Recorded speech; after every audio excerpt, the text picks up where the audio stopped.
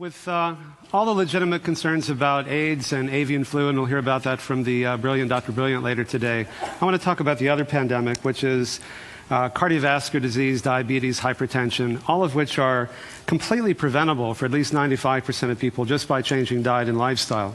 And what's happening is that there's a globalization of illness occurring. The people are starting to eat like us and live like us and die like us. And in one generation, for example, Asia has gone from having one of the lowest rates of heart disease and obesity and diabetes to one of the highest. And in Africa, cardiovascular disease equals the HIV and AIDS deaths in most countries.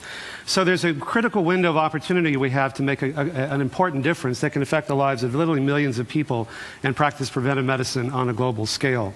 Heart and blood vessel diseases still kill more people, not only in this country, but also worldwide than everything else combined, and yet it's completely preventable for almost everybody. It's not only preventable, it's actually reversible. And for the last almost 29 years, we've been able to show that by simply changing diet and lifestyle, using these very high-tech, expensive, state-of-the-art measures to prove how powerful these very simple and low-tech and low-cost interventions can be, like quantitative arteriography before and after a year and cardiac PET scans. We showed a few months ago, we published the first study showing that you can actually stop or reverse the progression of prostate cancer by making changes in diet and lifestyle.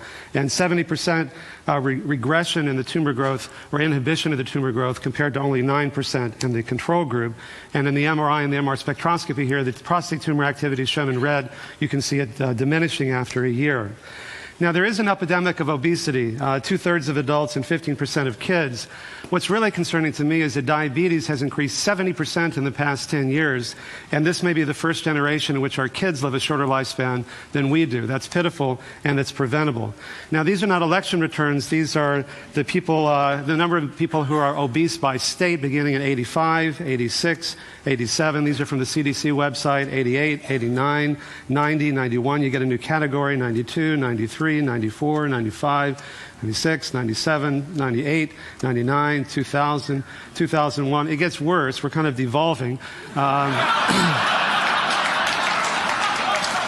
Now, what can we do about this? Well, you know, the diet that we found that can reverse heart disease and cancer is an Asian diet, but the people in Asia are starting to eat like we are, which is why they're starting to get sick like we are.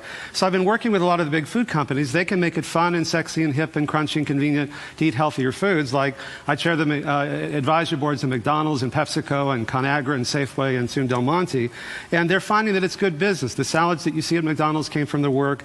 They're going to have an Asian salad. At Pepsi, 2/3 of the revenue growth came from their better foods. And so if we can do that, then we can free up resources for buying drugs that you really do need for treating AIDS and HIV and malaria and for preventing avian flu. Thank you.